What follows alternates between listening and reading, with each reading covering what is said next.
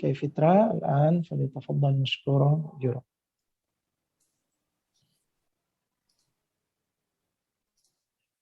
Bismillahirrahmanirrahim. Assalamualaikum warahmatullahi wabarakatuh. Suara sudah terdengar? Bisa terdengar suaranya? Bisa ya? Alhamdulillah. Amin. Alladzi arsala rasulahu bil huda wa dinil haqq liyudhhirahu 'ala dini kullihi wa kafaa billahi syahida. Asyhadu an la ilaha illallah wa asyhadu anna Muhammadan abduhu wa rasuluhu wa la nabiyya ba'da. Bapak dan Ibu yang dirahmati oleh Allah Subhanahu wa taala, ikhwatal iman rahimakumullah. Pada pagi hari ini senang sekali saya kita memulai aktivitas kita pagi hari dengan ngaji, Masya Allah. Ini aktivitas yang jarang dilakukan oleh orang, terutama di waktu-waktu utama, waktu-waktu prime time. Biasanya tuh ngaji itu kan di waktu-waktu kalau luang gitu. Kalau ada waktu, gitu. Tapi Masya Allah luar biasa hari ini. Dan memang terbukti yang bisa ngikutin ngajinya memang tidak banyak. Jadi beginilah sunatullah ya. Karena ini waktu-waktu utama di mana orang banyak bekerja. Nah ternyata kita belajar ngaji, dan mudah-mudahan aktivitas kita pada pagi hari ini diberkahi oleh Allah Subhanahu wa taala. Nah, ini surat An-Nur ini ayat ke-37. Ini ayat yang luar biasa yang mengingatkan kepada kita keutamaan atau mengingatkan kepada kita yang kita ini kebanyakan orang yang di antara kita lalai, sibuk untuk mencari dunia, sibuk untuk bekerja, masih walaupun sudah azan kadang-kadang begitu ya. Jadi surat ini tuh mengingatkan kita, kadang-kadang kita ketika sudah azan masuk waktu sholat kita masih rapat gitu ya. Kalau azan pas lagi belajar ya kita dibolehkan untuk ya dipending sedikit sholatnya. Tapi kalau azan kita lagi dagang ya maka mau nggak mau kita harus tutup dulu lapaknya. Jadi di satu sisi ayat ini mengingatkan kepada kita untuk tidak menjadikan kita mengejar dunia itu sampai kemudian kita melupakan akhirat. Nah, di ayat lain di surat Al-Qasas ayat 77 ya, itu saya tadi buka kayaknya biar kita baca sama-sama. Nah ini dia. Di ayat lain ternyata diseimbangkan. Jadi memang Islam ini luar biasa, diseimbangkan. Jadi bukan berarti bahwa kita kejar akhirat tapi melupakan dunia. Tapi di surat Al-Qasas ayat 77 ini ternyata diseimbangkan. Jadi wabtaghi fi ma atakallahu daral akhirah. Jadi dan carilah pahala negeri akhirat dengan apa yang telah dianugerahkan Allah kepadamu, tetapi Masya Allah, tetapi janganlah kamu lupakan bagianmu di dunia.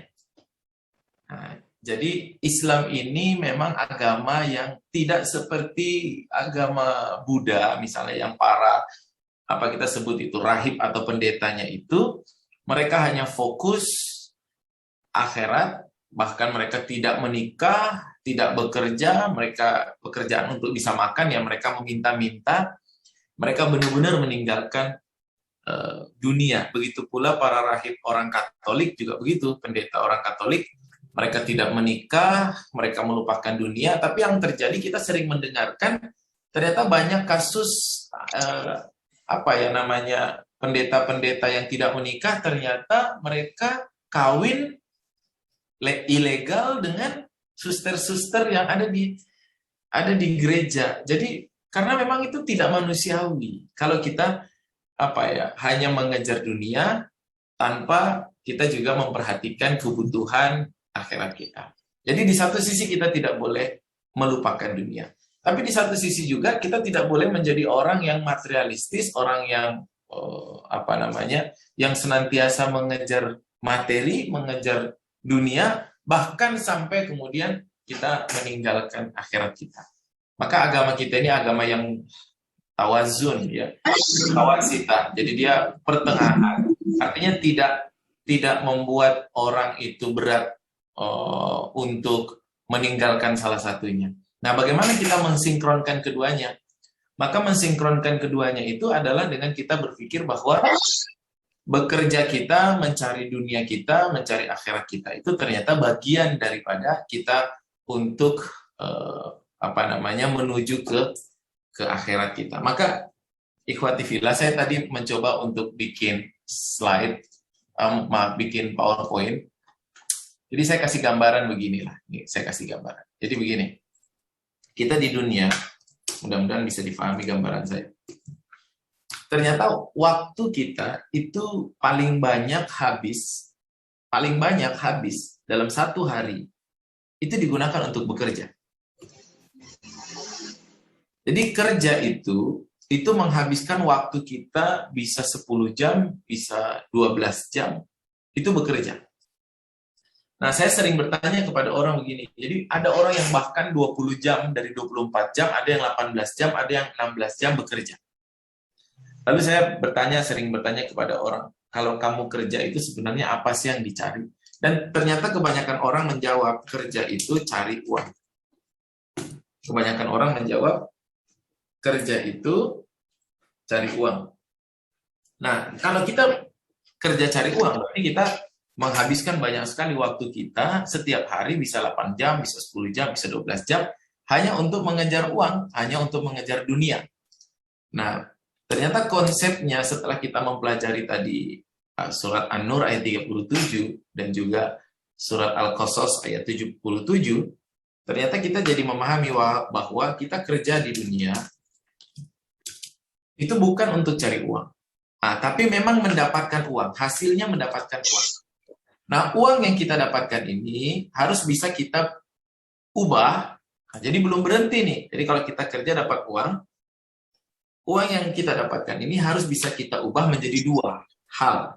Jadi menjadi amal, dan yang kedua menjadi aset. Nah, ini gimana nih cara nulisnya? Menjadi amal dan aset. Nah, beginilah. Amal, jadi uang yang kita punya, yang kita dapatkan dari hasil bekerja, dapat uang, ini harus bisa kita rubah menjadi amal dan aset. Amal, kemudian amal, ini akan memberikan kepada kita pahala, apalagi amalnya amal jariah. Kalau amal jariah, maka akan membuat kepada kita pahala yang terus-menerus mengalir. Kita sebut mungkin pasif pahala. Pasif pahala. Sedangkan aset, nah ini yang akan membuat kita punya namanya passive income. Jadi passive income itu adalah pendapatan yang kita dapatkan di dunia tanpa harus kita bekerja, tanpa harus kita bekerja keras, tetap bekerja ya, tapi tidak bekerja keras. Nah, jadi orang yang dia berpikir kerja hanya untuk dapat uang, maka sudah pasti amalnya nggak dapat, asetnya juga nggak punya. Karena amal nggak punya, maka nggak punya pasif pahala. Ya, amal jariah saya tulis di sini ya. Amal jariah. Afwan Coach, slide-nya tidak kelihatan. Oh ya Allah, tidak kelihatan ternyata dari tadi. Mohon maaf. Nah, saya dari tadi itu nulis, ternyata tidak kelihatan. Afwan. Beginilah, ya. Jadi saya menggambarkan begini, saya merincikan ya bagaimana kita membuat tawazun, menyeimbangkan antara dunia kita dan akhirat kita, dan bagaimana kita membuat dunia ini menjadi bekal kita untuk mendapatkan akhirat yang lebih baik. Jadi kerja ini, kalau banyak orang mengatakan kerja itu cari uang. Nah, ini mindset yang keliru sih. Kalau orang mengatakan kerja itu cari uang, maka yang dia dapatkan uang, dia nggak dapat dunia, nggak dapat akhirat. Jadi ibaratnya begini, zaman dulu, orang itu kerja dulu banget ya, ketika manusia awal-awal ada, peradaban ada di awal-awal itu. Orang bekerja itu, ini slide-nya udah kelihatan sekarang? Sudah, Coach. Oh, iya.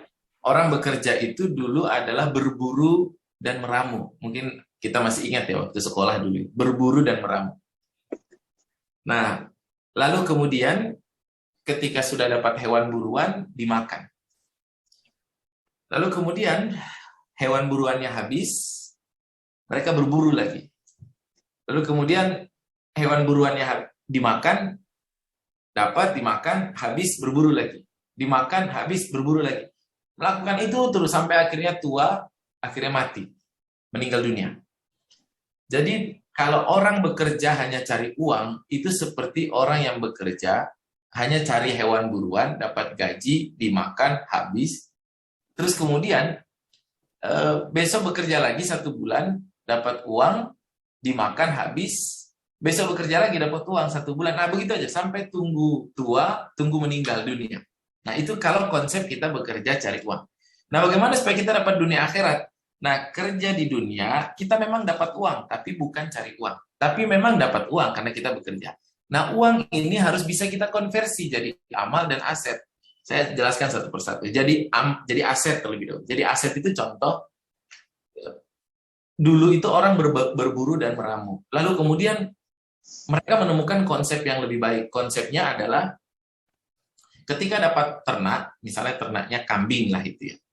Mereka dapat kambing 5, mereka berburu dapat kambing 5, lalu dimakan 2, yang 3-nya mereka ternak. Lalu besoknya 2-nya itu setelah habis dimakan berburu lagi. Dapat 5 lagi, 2 dimakan, 3 diternak lagi. Besok berburu lagi, dapat 5, 2 dimakan, 3 diternak lagi. Akhirnya setelah beberapa waktu, mereka punya ternak sudah banyak dan sudah bisa menghasilkan makanan untuk mereka konsumsi. Dan pada akhirnya mereka tidak lagi perlu harus berburu. Nah, jadi konsep aset itu adalah kita bekerja dapat uang, tapi bukan itu yang kita cari. Yang kita cari amal jariah dan juga aset. Kalau kita punya aset, maka kemudian kita akan punya hal yang memberikan kepada kita pemasukan terus-menerus. Kebanyakan orang hari ini berpikirnya bekerja cari uang, sehingga dia bekerja sampai mati tuh. Sampai usia 60 tahun masih dorong gerobak, masih dan bekerjanya hanya dapat dunia. Nah, jadi tidak ada niatan akhirat, atau bahkan kadang-kadang didikotomikan bahwa ya kerja, akhirat ya akhirat, itu tidak ada hubungannya. Padahal keduanya ini sangat berhubungan. Artinya kita harus bekerja cari akhirat, tapi jangan juga melupakan dunia. Artinya dua-duanya harus didapatkan. Maka aset itu harus dimiliki. Yang kedua, amal. Uang yang kita dapatkan harus dirubah jadi amal. Nah, konsepnya seperti apa? Kita bekerja dapat gaji. Gaji ini harus bisa kita rubah menjadi aset dan juga menjadi amal. Jadi ada yang kita makan, misalnya kita dapat gaji 10. Kita dapat gaji 10, yang 5 kita makan, 50% kita makan, ya. Yang 50%-nya lagi kita bagi, 25%. 25% untuk aset, 25% untuk amal jariah. Amal jariahnya apa? Oh, banyak sekali amal jariah. Amal jariahnya contoh misalnya kita belikan mukena, talakum, ya, yang dipakai ibu-ibu ketika sholat. Setiap bulan kita agendakan untuk membeli mukena, lalu kemudian kita berikan mukena itu ke masjid-masjid, kita taruh di rak-rak masjid. Kita taruh di rak-rak pom bensin, kita taruh di rak-rak musola-musola. Setiap kali orang pakai itu mukena, insya Allah kita mendapatkan pahala yang mengalir kepada kita terus-menerus. Mukena, kerudung yang kita berikan kepada orang, atau sajadah, atau kita kumpulkan uang, betulin keran di musola. Jadi ketika orang pakai, kemudian manfaatnya mengalir terus-menerus, akhirnya kita mendapatkan amal. Nah, orang yang bekerja dapat uang, tapi uang tidak bisa dirubah menjadi amal jariah, maka dia sia-sia hidupnya. Itu sama seperti hamster yang lari-lari di dalam running wheel, tapi sebenarnya dia capek lari-lari, tapi sebenarnya dia nggak kemana-mana. Di situ aja sebenarnya, capek gitu. Nah, maka perlu kecerdasan kita untuk memahami ayat tadi, bagaimana kita itu mendapatkan dunia dan akhirat, harus bisa mengkonversi uang yang kita dapatkan dari kerja menjadi amal dan menjadi aset. Masya Allah. Jadi ini ikhwah fillah, saya berbicara dalam tataran teknis. Makanya Umar bin Khattab itu dalam buku kitab fikih ekonomi Umar, dia membagi penghasilannya menjadi 10, 30, 30, 30. Jadi dia kalau dapat uang 100, 10-nya dia keluarkan untuk zis, zakat, infak, sedekah. Zis 10% dari apa yang dia dapatkan. Itu langsung dikeluarkan dan di awal dia keluarkan. Zis, zakat, infak, sedekah. Jadi yang namanya zakat itu harus dihitung. Harus dihitung. Ada namanya zakat. Sekarang kan ada ya zakat profesi atau zakat penghasilan. Jadi walaupun zakat profesi atau zakat penghasilan ini walaupun terjadi ikhtilaf di antara para ulama, ya, tapi yang masyhur atau yang banyak adalah zakat profesi itu memang ada gitu, walaupun ada juga yang tidak tidak mengakui adanya zakat profesi, karena memang dari dulu dari zaman Nabi tidak ada profesi kita jadi PNS atau kita jadi pegawai terus dapat gaji mengeluarkan zakat, itu nggak ada. Cuman Syekh Yusuf Qaradawi menganalogikan zakat profesi itu seperti zakat pertanian, 2,5% atau 0,025. Jadi kalau kita punya gaji 1 juta rupiah, per 1 juta dikali 0,25 itu berapa? 25.000 rupiah. Jadi mengeluarkan zakat setiap kita dapat pendapatan 25.000 rupiah dari 1 juta. Jadi kalau gaji kita 5 juta, ya berarti 25.000 kali 5, sampai kan 100.000. Nah, Umar bin Khattab itu membagi 10, 30, 30, 30. 10 di awal itu untuk zis. Jadi zakatnya 2,5, sisanya 7,5 itu untuk infak dan sedekah. Jadi ada ibarat, ada kata yang menarik itu di lembaga zakat di daerah sini. Dia katakan bahwa kalau zakat itu harus dihitung, karena harus 0,025 atau 2,5%. Jadi harus dihitung berapa pendapatan kita, lalu kemudian dikali 0,025 dalam 1 bulan. Boleh bayarnya bulanan, boleh bayarnya tahunan, yang penting dibayar. Kalau mencapai nisab. Jadi tanpa harus mencapai haulnya 1 tahun. Jadi yang penting nisabnya, kalau misalnya mencapai nisabnya berapa gram emas? 4 gram emas ya, atau berapa gram itu saya lupa nisabnya. Jadi kalau mencapai nisab ya kita keluarkan saja itu zakatnya. Jadi nah itu 2,5%. Lalu sisanya dari 2,5% kan dia mengeluarkan 10%, 7,5%-nya untuk sedekah. Jadi zakat itu harus dihitung, sedekah itu nggak usah dihitung-hitung. Lalu sisanya setelah 10% dikeluarkan, lalu 30% untuk kebutuhan. 30% berikutnya Umar itu menggunakan untuk kebutuhan pribadi. Jadi 10%. Dan ini jangan dibalik. Kebanyakan orang tuh baliknya begini. Nah, saya tulis ini ya. Gaji sama dengan, ini biasanya orang begini nih. Gaji sama dengan kebutuhan. Kalau ada sisa, nanti di saving. Nah, begini. Nah, ini cara yang keliru ini. Saya kasih warna merah biar tahu keliru. Nah, ini cara yang keliru. Kenapa kalau ini keliru? Karena kalau seandainya kita dapat gaji, lalu kemudian kita kasih untuk kebutuhan, maka gaji kita naik, pasti kebutuhannya naik. Berapapun gaji kita, kebutuhan nggak pernah cukup. Makanya uang nggak pernah ada untuk saving. Maka harus dibalik.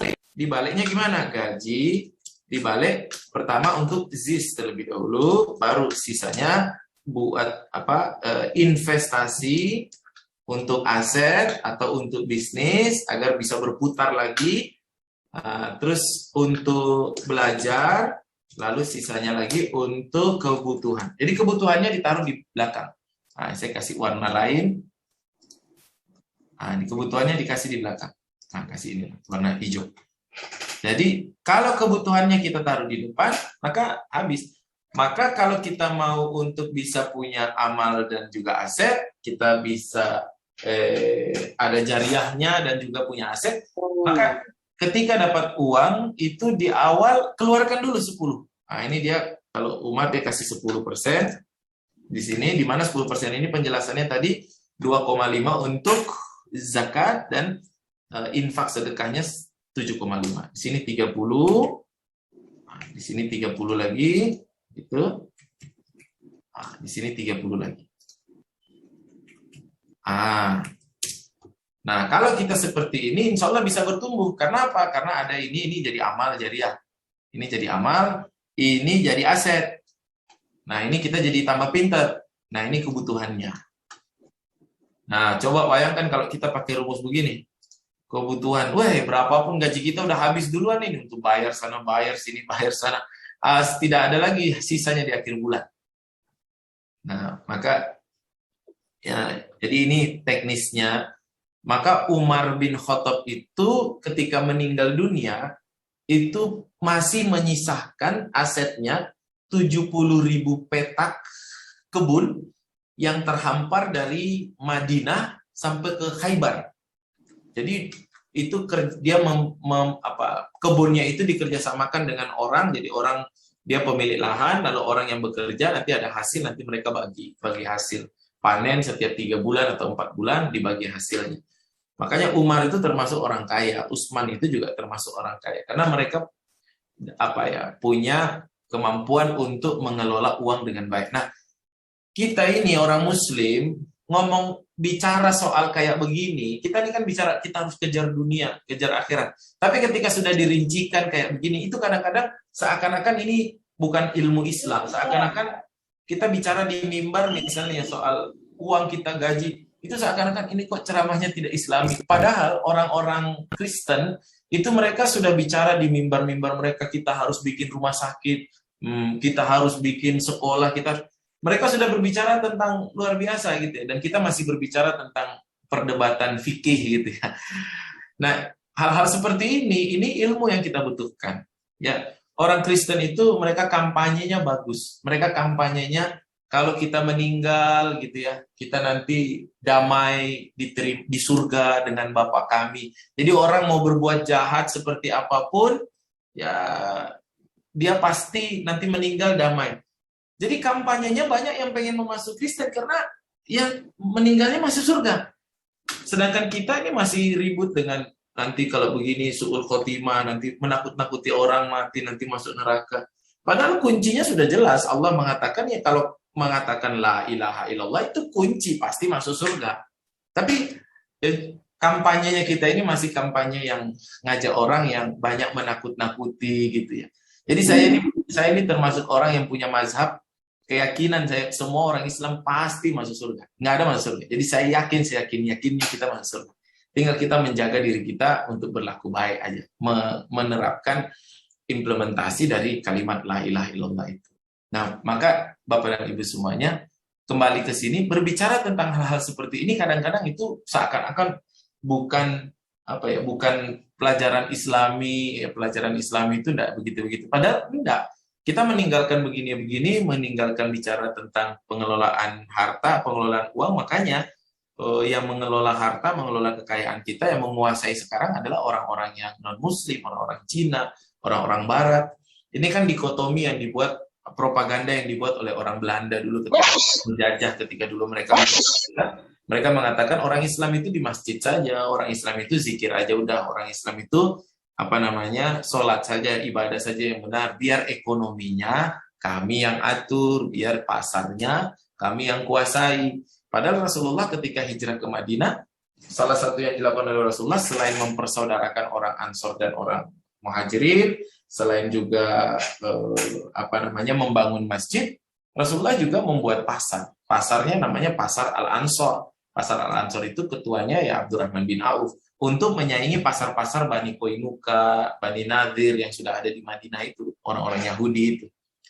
Jadi kekuatan ekonomi juga harus kita bangun. Nah maka Bapak dan Ibu semuanya, mulai hari ini kita coba atur pengeluaran, pengeluaran kita dengan baik. Jadi orang itu bisa berhasil, kaya, punya aset, dan juga punya amal jariah, itu bukan karena pintar cari uang, tapi pintar ngeluarin uang. Jadi saya ulangi ya, orang itu bisa punya aset dan juga bisa punya amal jariah bukan karena pintar nyari uang, tapi karena pintar mengeluarkan uang. Nah, kalau kita pintar nyari uang, tapi tidak pintar dalam mengeluarkan, tapi tidak pintar dalam pengelolaan, maka seberapa banyak pun uang yang kita dapatkan selalu habis. Kalau Bapak Ibu yang hari ini ada kendala, saya kok gaji itu tanggal 20 sudah habis ya. Jadi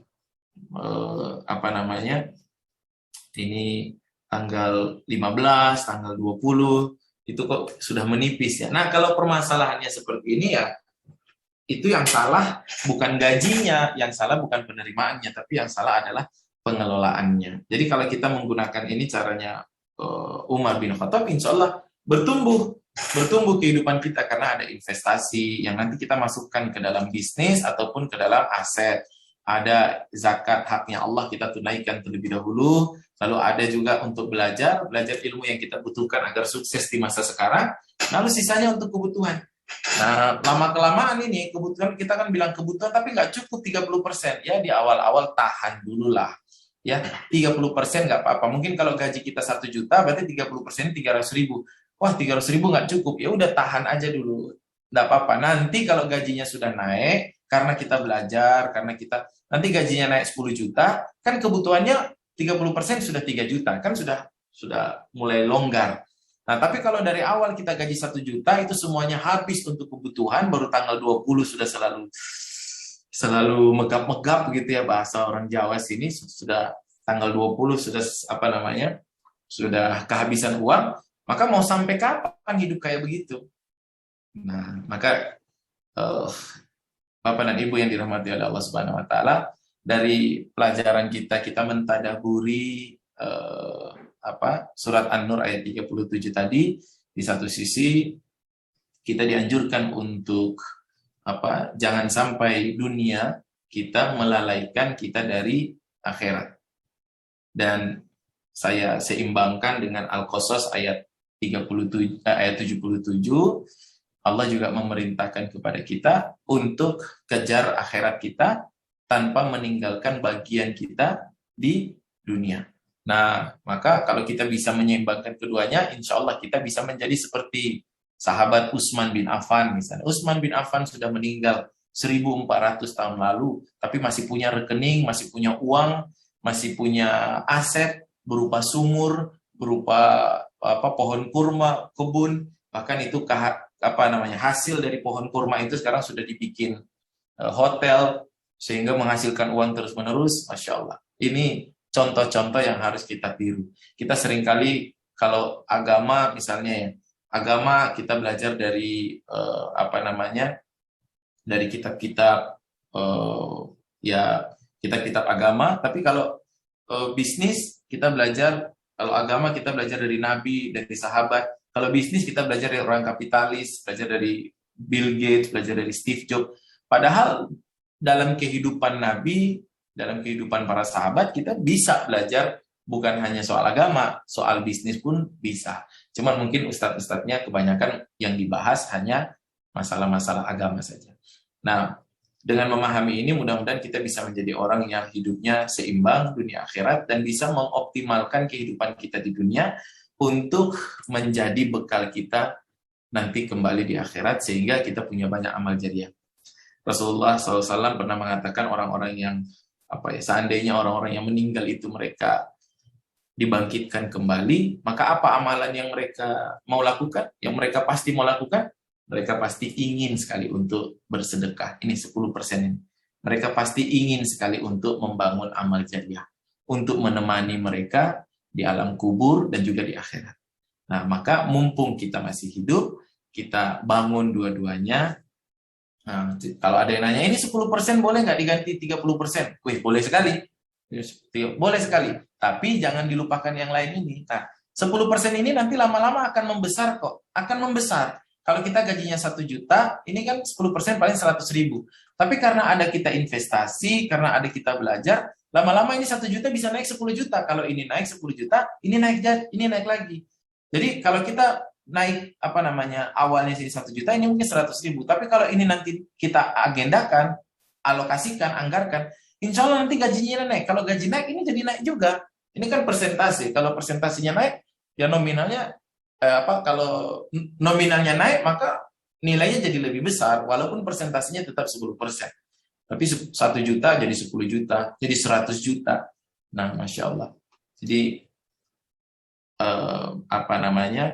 ikhwan dan akhwat, Bapak dan Ibu semuanya, dalam mentadaburi surat An-Nur 37 dan Al-Qasas 77 tadi, mudah-mudahan kita bisa menjadi manusia yang seimbang dunia akhirat, dunianya dapat, akhiratnya juga kita dapat. Wallahu a'lam bishawab. Saya kembalikan kepada Ustaz Zulkadri. Assalamualaikum warahmatullahi wabarakatuh. Waalaikumsalam warahmatullahi wabarakatuh. Masya Allah. Jazakumullah khairan.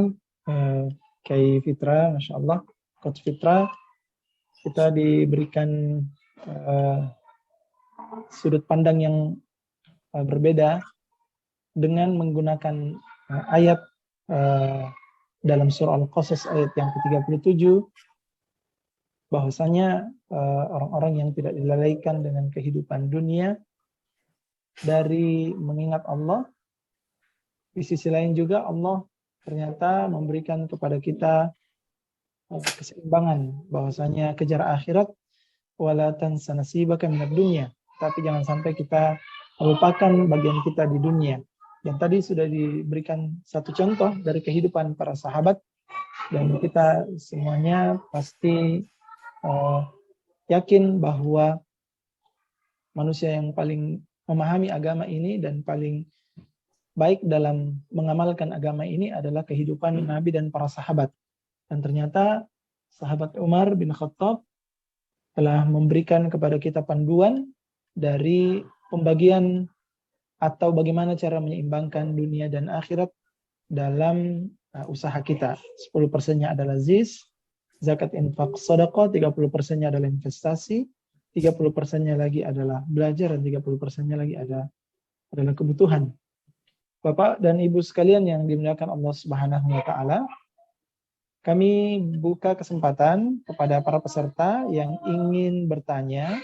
Kami persilahkan ingin bertanya tentang tadabbur dari surah tadi atau yang berkaitan dengan apa yang dibahas oleh Kiai Fitra, Coach Fitra, atau misalnya yang berkaitan dengan bisnis kita.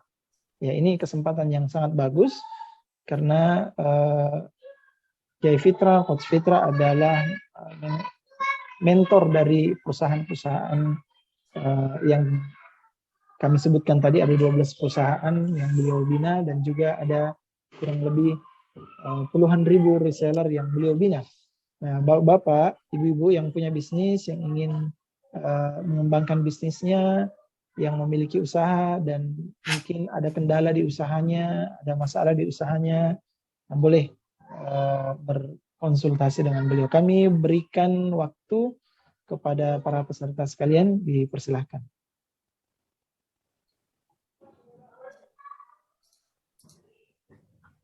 Silakan Bapak dan Ibu. Kami berikan untuk kesempatan tanya jawab, diskusi.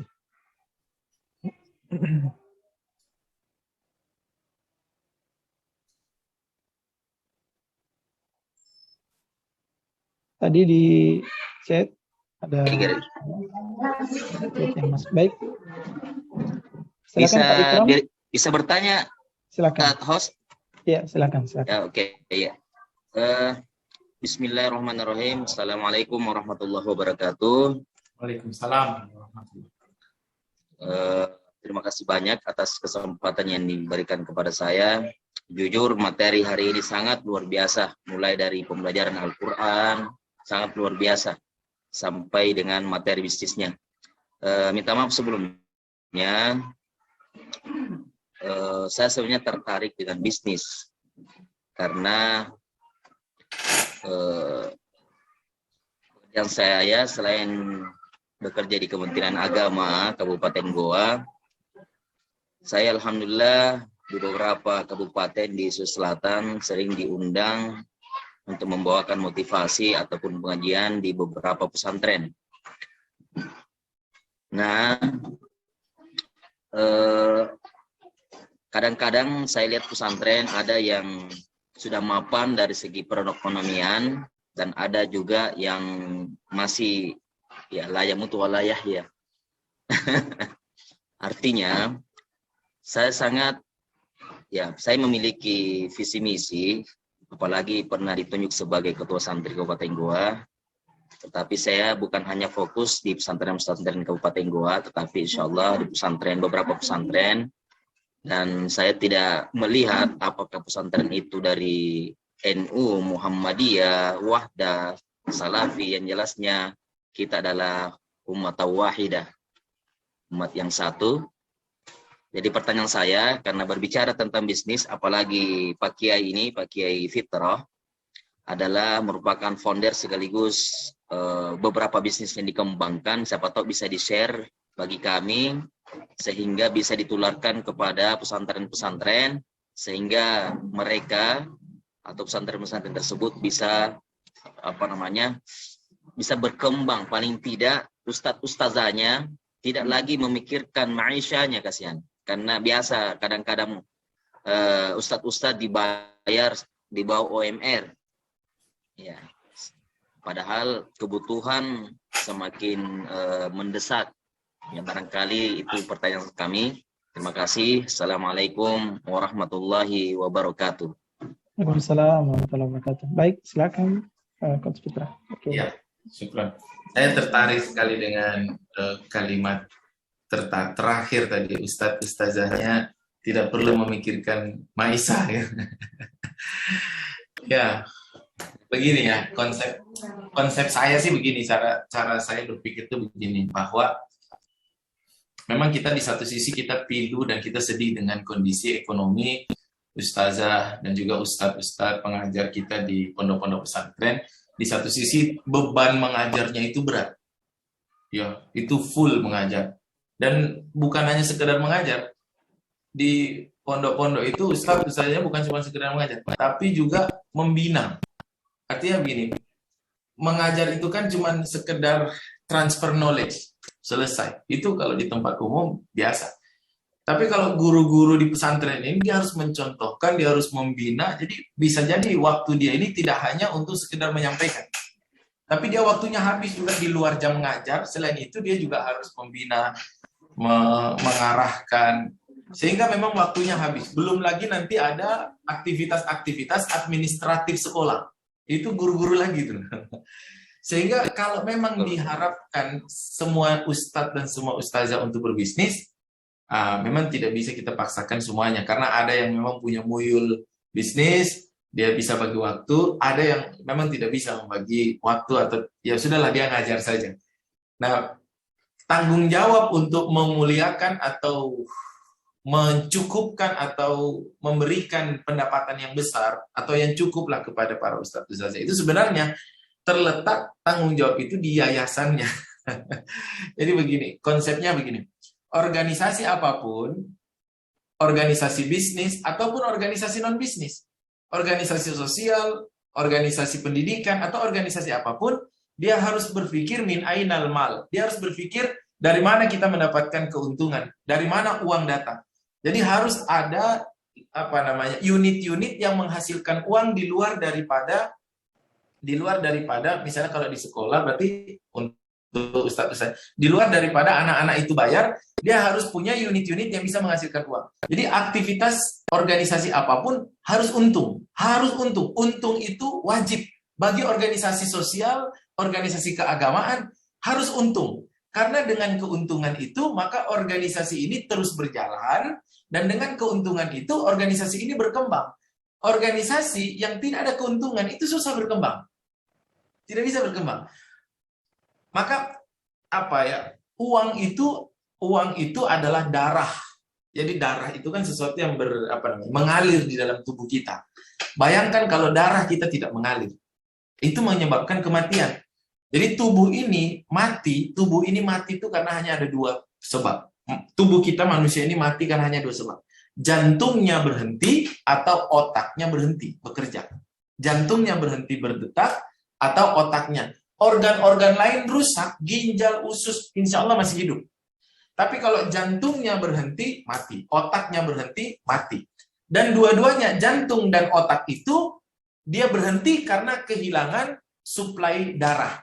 Makanya kalau di film-film orang kena tembak itu kan harus ditutup biar darahnya tidak keluar. Karena kalau darahnya terbuang, akhirnya nanti jantung tidak bisa memompa. Jantung tidak bisa memompa, tubuhnya mati. Nah, uang itu adalah darah. Jadi kalau kehabisan uang, maka dia nggak akan bisa bergerak, nggak akan bisa maju, nggak akan bisa berkembang. Maka apapun aktivitasnya, walaupun aktivitas itu organisasi sosial, dia harus tetap berpikir bagaimana untung. Kalau ada orang mengatakan begini, tapi itu kan organisasi sosial. Sosial itu seharusnya, sosial itu kegiatannya, sosial itu adalah orang-orang yang di situ dia harusnya sosial, tidak mencari uang dari situ. Atau kegiatannya sosial. Tapi dia tetap harus untung. Jadi sosial itu bukan berarti dia rugi, tidak apa-apa. Semua organisasi yang rugi pasti tutup. Kita mau bikin aktivitas dakwah, mau bikin aktivitas apa. Kalau tidak tahu cara menghasilkan uang, jangankan bikin organisasi, kita bikin program aja lah. Program, misalnya program tahsin atau program apa. Tapi kalau tidak ada uang, lama-lama berhenti juga. Jadi harus dipikirkan bagaimana ini uang itu masuk. Nah, para guru-guru ini sebenarnya, kalau dibebankan lagi disuruh mereka untuk mencari uang, ya karena memang waktunya mereka sudah habis. Yang pertama, tidak semua bisa, karena tidak semua orang guru punya muyul, punya kemampuan untuk berbisnis. Dan yang kedua, tidak semua punya waktu. Maka ini menjadi tanggung jawab yang dipikul oleh organisasi, yayasan untuk membuat koperasi, untuk membuat lembaga bisnis, untuk membuat yang kemudian hasil dari situ untuk tambahan kepada penghasilan oleh guru-guru ini agar mereka layak dapat penghasilannya, agar mereka layak dapat uangnya. Jadi maka setiap organisasi itu harus punya orang yang ahli dalam bisnis atau kolaborasi dengan orang yang ahli dalam bisnis. Beberapa sekolah, beberapa organisasi itu sudah bikin koperasi, sudah bikin apa gitu, tapi koperasinya ya sekedar ada. Nah, tadi la yahya wala yamutu tadi juga sama koperasinya. Karena apa? Dikelola oleh guru juga yang sudah punya beban kerja banyak, oleh guru juga yang sudah punya tugas banyak, tidak akan bisa optimal. Maka dia harus unit-unit usaha itu harus dikelola oleh orang-orang yang benar-benar bisa melihat peluang dan bisa mengembangkan. Lalu kemudian uangnya itu nanti dikembalikan lagi kepada anggota dari yayasan dan juga kepada yayasan. Nah, ini contohnya bagus tuh ya, kalau kita di Jawa itu mungkin bisa dilihat di Gontor itu, Masya Allah luar biasa. Gontor itu kebetulan anak saya 3 di Gontor, tiga-tiganya Gontor 1, Gontor 2, Gontor 5. SPP-nya itu 500.000. SPP-nya 500.000, 600 lah, 500 lebih, 600.000 sebulan. Dapat makan semuanya sudah. Jadi kadang-kadang saya pikir itu 600.000 apa cukup bagi sekolahnya untuk bertumbuh. Ternyata mereka tidak berharap hanya sumber penghasilan dari SPP. Mereka jualan baju, jualan kopiah, dan mereka membuat aturan kopiah tidak boleh beli di luar. Kalau yang beli di luar, kopiahnya diambil. Jadi kopiah harus dibeli di koperasi. Baju harus dibeli di koperasi. Seragam, dasi harus dibeli di koperasi. Sepatu harus dibeli di koperasi. Jadi uang yang masuk ke dalam, orang tua ini kirim uang ke dalam pondok, itu uang bisa masuk, tapi uang tidak bisa keluar. Jadi ada cara masuknya itu uang, tapi tidak ada cara keluar. Uang muter aja di situ. Masya Allah. Jadi guru-gurunya diminta untuk bikin makan itu. Nanti sekolah yang bayar ke guru-guru, guru-guru ambil keuntungan untuk kasih makan ke siswa. Mereka beli air minum, mereka punya air minum sendiri. Mereka punya buku mereka cetak sendiri.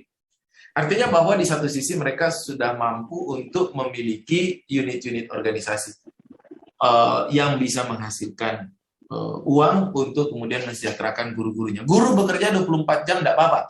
Nanti yayasan yang akan memberikan penghasilan yang cukup. Wah, kalau seperti itu semua mau jadi guru. Semua enak gitu, karena yayasannya luar biasa dalam memperhatikan kesejahteraan para guru. Nah, sudah banyak sebenarnya yang yayasan bikin koperasi, bikin unit usaha, tapi koreksi saya atau mungkin masukan dari saya, sebaiknya itu dikelola oleh non-guru atau dikelola oleh orang yang benar-benar kita investasi di situ untuk membesarkan koperasinya dengan target-target yang jelas gitu, agar dapat penghasilan untuk bisa dibagikan. Tentu saja itu butuh waktu, tapi ketika itu bisa membesar, luar biasa. Kalaupun guru, sebaiknya guru yang ditugaskan di situ, ya dikurangi beban ngajarnya, administrasi biasanya ya dari situ. Jadi kurang lebih seperti itu. Nah, maka apapun organisasinya, mau organisasi sosial atau organisasi apapun, bahkan kita mau organisasinya itu aktivitasnya cuma mabit, harus dipikirkan min ainal mal, dari mana uangnya. Kalau kita nggak bisa menyelesaikan teka-teki dari mana uangnya, ya nanti paling kita baru bikin mabit 1 kali 2 kali, uangnya habis itu ya sudahlah, kita tidak lanjut lagi karena sudah habis uangnya.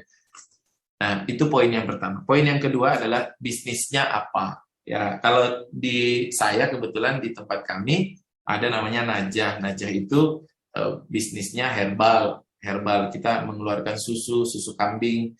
Ini susu kambing baru keluar, stoknya baru datang. Terus juga buat madu, nah itu mungkin beberapa deodoran. Deodoran ini cocok lah buat anak-anak pondok santri gitu ya, biar tidak berkeringat, tidak bau badan. Terus kemudian sabun-sabun untuk jerawat. Nah, itu kan biasanya anak-anak remaja itu wajahnya kan kotor itu ya. Nah, itu bisa untuk disinergikan. Terus kemudian produk-produk kesehatan juga banyak. Nah, jadi mungkin itu gambaran tentang bisnis yang mungkin nanti bisa disinkronkan. Intinya kalau nanti mau disinkronkan, nanti biar sama Ustadz Zul nanti, yang nanti bisa jadi penengah ya. Kurang lebih seperti itu mungkin jawaban saya, Ustadz Zul. Allah alam bisawab. Masya Allah, Kiai Coach Fitra sangat